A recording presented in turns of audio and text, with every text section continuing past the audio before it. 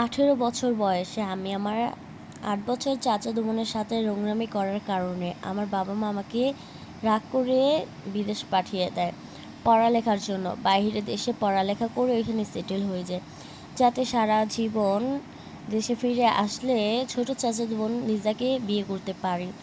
আমি বিদেশে থাকা সত্ত্বেও লিজা কখন কী করে না করে সব কিছুই খবর রাখি।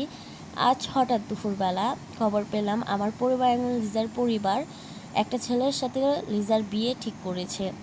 আজকে ছেলে পক্ষ থেকে লিজাকে দেখতে আসবে, যদি তাদের পছন্দ হয়ে যায় তাহলে এঙ্গেজমেন্ট করে রাখবে। এ কথা শুনে আমি পুরাই অবাক। এদিকে আমি কিছুই জানি না এসব বিষয়ে।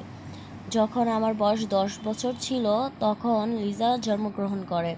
ছোটবেলা থেকে আমি অনেক পছন্দ করতাম। আমার বয়স 18। যখন তখন লিজার 8 বছর। বেশিরভাগ সময় আমার কাছে আসছে চকলেট নেওয়ার জন্য। আমি চকলেট দেওয়ার বাহানায় লিজাকে একটি কিস করি। এই বিষয় জেনে আমার পরিবার আমাকে বিদেশ পাঠিয়ে দেয়। আমি দুপুর 2টার ফ্লাইটে দেশে রওনা দিই। আজ প্রায় 12 বছর আমি দেশে ফিরছি। এতদিনে লিজা অনেক বড় হয়ে গিয়েছে। লিজার প্রায় এখন 20 বছর। ছোটবেলা দেখতে খুব সুন্দর ছিল। লিজা এখন কিন্তু কেমন আমি তা জানি না। আমি দেশে ফিরেছি, আমার আব্বু আম্মু জানে না। আমেরিকা আমি কতটা সেটেল তাও আমার পরিবার জানে না। আমেরিকা আমার নিজস্ব অফিস রয়েছে, প্রায় 2 লাখ মানুষ আমার অফিসে জব করে। দেশে ফেরার পর আমার পার্সোনাল গাড়ি আমাকে ড্রপ করতে আসলো। বাসায় যেতে যেতে প্রায় 5টা বাজবে। আমি কিছুটা সামনে আসার পর একটা মেয়ের সাথে গাড়ি অ্যাক্সিডেন্ট হলো।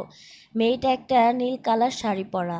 দেখে মনে হচ্ছে মেয়েটার বয়স খুব কম। কোমর সমান লম্বা, কালো ঘন কেশ, অনেক সুন্দরী মেয়েটা। আমি গাড়ির ড্রাইভারকে বললাম মেয়েটাকে নিয়ে হসপিটাল যাওয়ার জন্য, আর বাড়িটা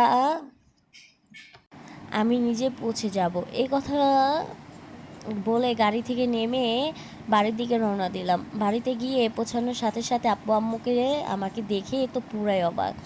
তারা কখনো ভাবতে পারিনি এই সময়ে আমি এসে হাজির হব। এদিকে লিজাকে দেখতে আসা ছেলেপক্ষের মানুষ ডাইনিং রুমে বসে আছে। আমি চিৎকার দিয়ে বললাম, এসব কি শুনছি? তোমরা কি জানো না লিজার বিয়ে ঠিক করেছো? আর কার অনুমতিতে তোমরা লিজার বিয়ে ঠিক করেছো? তোমরা জানো না যে আমি লিজাকে পছন্দ করি? আর তোমরা কি লিজাকে অন্য জায়গায় বিয়ে দেওয়ার জন্য তৈরি হচ্ছ? লিজা কই? লিজাকে ডাক দাও, আমি লিজাকে আমার সাথে নিয়ে যাব। আমার মুখে এই কথা শুনে তো সবাই আমাদেরকে তাকিয়ে রইল। ছেলে পক্ষের মানুষ শুরু করলো, আমাদের কি এখানে অপমান করতে নিয়ে এসেছেন? হঠাৎ করে আমার চাচি উপর থেকে চিৎকার দিয়ে বলল, লিজা তো বাড়িতে নেই, লিজা পালিয়ে গিয়েছে। আমি এই কথা শুনে তো পুরাই অবাক। কার সাথে পালিয়েছে? আমার বাবা আমার দিকে ক্ষেপে এসে বলল, তোর কি যোগ্যতা আছে লিজাকে বিয়ে করার? যদি আপনার যদি আপনারা গল্পটা নেক্সট পার্ট জানতে চান তাহলে কমেন্টে এসে বলে যাবেন।